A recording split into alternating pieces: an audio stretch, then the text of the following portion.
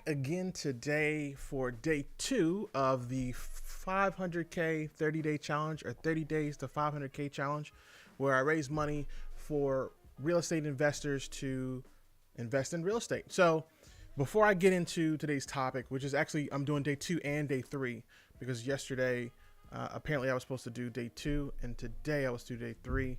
So now I'm combining the two and knocking out day 2 and day 3 at the same time. So today's topic is specifically about the types of investors that there are, and it's not just to educate you, but also to continue to remind myself of how it kind of works, and not necessarily levels, but the types of those that are out there that have funding and things of that nature that either don't know what to do with it, know what to do with it, or what have you. So I'll get into that in a bit. But before I do that, today I took my kids out to, what is the place called? Dave and Buster's today. And while the kids were at Dave and Buster's, I found out that apparently I am super competitive. So I don't know if this happens to you, but I sat down with my kid. I went with my kid and we went to, she wanted to go to a racing machine or one of the racing games. So we hopped on the racing game. And as we're racing, there's 2 other people on the right side and myself and my daughter on the left. And as we're racing, I'm realizing that I'm not winning. And I can hear my daughter like, yeah. And I'm like, oh, she think it's a game, right? So, of course, me being as competitive as I am, I proceeded to dig in and beat her butt in that game. Now, I'm not going to say I have a problem. I think we're all like this. As soon as that competitive drive kind of kicks in, you kind of go crazy. And, there was a kid who was down the way. And, he was like, I couldn't win. And parents like, you couldn't let him win? No. which is relatively tragic to me. I should be a little bit gentler when it comes to that, but I couldn't help it. I had to win. At that point, I had to win because my daughter was talking trash. I don't want to come home to that. My kid talking trash to me every day, all day. Anyway, getting back into the topic of types of investors. All right, so there are 3 types of investors, and what I'm going to do is I'm going to break down these investors to you. And then what I'm also going to do is I'm going to put together a different slideshow, and I'm going to go live on IG at some point in time here in the near future and go back over these points. But this time I'll actually have basically a layout of each point, right? So that you can refer back to it and you can see it on my IG live. And if you want, shoot me a message, a DM, or shoot me an email, actually preferably a DM or email, with your email, and I'll just shoot you the PDF once I complete it, once I've created it, and once it's ready to go. So first one is what we'd call, I don't want to call them the savvy investor, but somebody who uses their money as a business, right? You'll often see these people as what we call hard money lenders. And hard money lenders lend a certain amount of money at a higher percentage normally. Now, the reason it's at a higher percentage is because they're getting you the money almost immediately. So what happens is when you go into investing and you're looking to invest the money, or you're looking to find somebody to invest in your project, you talk to this hard money lender and they take that money and give it to you almost immediately. Now, because of the speed that comes with it, you have that higher amount or a higher percentage amount for their return that comes with it as well. Now, this is not them looking to gouge you. I'm not a fan of when people say, oh, hard money lenders are out to get you. I don't believe that they're all out to get you. There's people that are out there to get you, absolutely. But I don't believe that every hard money lender is out there to get you. Just like I don't think, every person out there is out to get you or take advantage of you on the street as you're walking up and down the streets and wherever you are. With that said, you do, although, have to be aware of the risk you're taking with any of these investors in getting into a business or working with them in that regard. And how you mitigate some of these issues is you do basically an onboarding process. You have your list of your questions and you go through your questions so you understand either what kind of investor they are, what they're looking for, how you can help them, or if you feel uncomfortable or not. And then, of course, if you feel uncomfortable, you pull out. So with that said, if you have an investor they use their money as a business, they're very savvy, they're very educated on how the money needs to work or needs to move when it comes to lending, that is normally on I'm not going to say a higher level, but they've been playing the game a little bit longer than normal. So those are normally what we call hard money lenders. Now, at the same time, You have the next level, and not even level. I'm just not sure what to call these people or what category to kind of put them in, because the next two are relatively similar in the sense that they can give you what we call private money, and that money is money that they're loaning you directly. And normally, it may take a little bit longer to get that funding, and the percentage that you have to return to them is sometimes a little bit smaller. Now, it all depends on the person you're working with, all depends on the person you're dealing with, but the point is that they don't do it as a business. It's not their main source of business. It's not even a side business for them. They're investing to get an increase on their money. They're not necessarily investing to invest for you to invest in their business on the back end, if that makes sense. It's a little bit confusing, but I'll get there.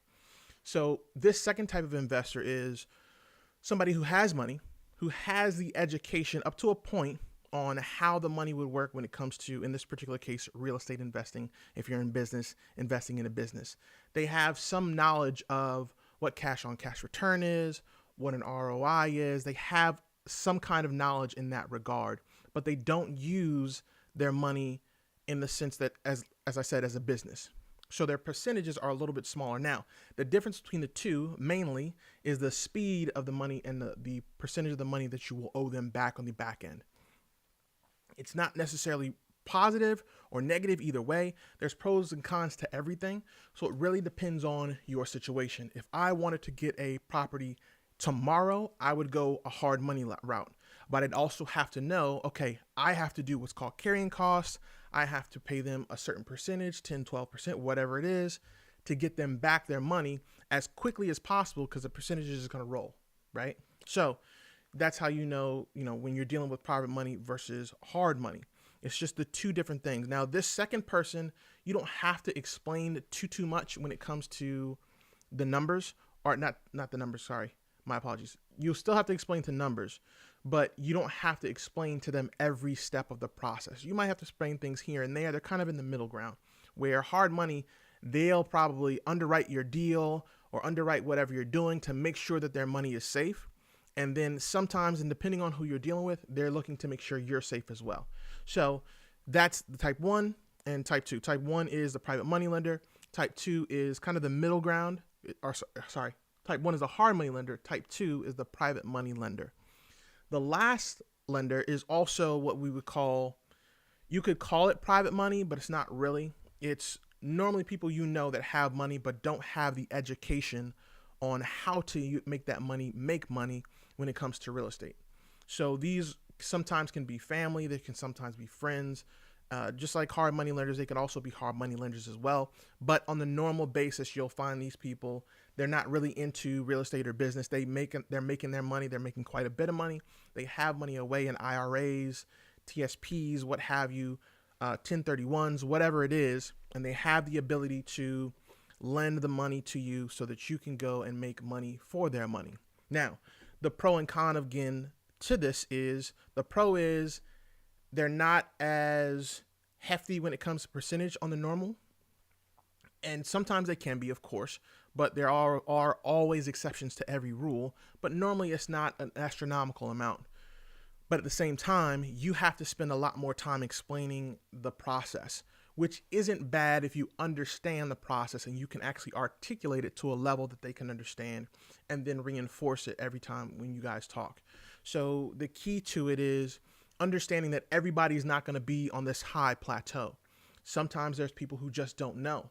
So, just like if you're playing sports and you play soccer, let's say, everybody doesn't know what the offside rule is, of course, right?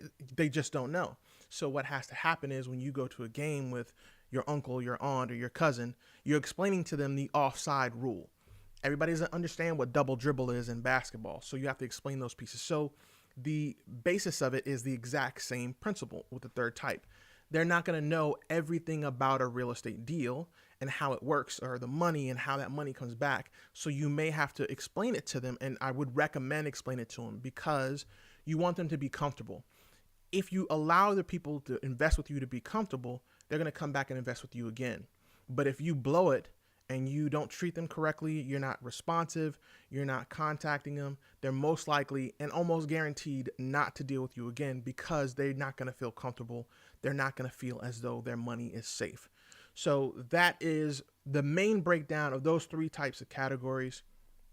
You got your private money, your hard money lender, your private money lender, and your money lenders. I don't know what to call the last category really. And even then, like I said, private and the second and the third category kind of can mold together relatively, right? They're not always called the same thing, but that is basically private money. The money isn't used as a business. It's used to make the money, but they're not using it as a business. So hopefully this clarifies some things and helps you to understand the different types of lenders there are out there. Now, of course, there's more than that. You've got the traditional lenders of bank. We're talking outside of the bank as of right now. We're just talking about, private, hard, and family lenders, or just regular lenders who have TSPs, 401ks, 1031s, all those. They have the ability to do whatever they want to do with whatever funds that they have. So again, hopefully that helped. I'm going to put this onto my YouTube page. If you're on there, please check out the Oliver Perry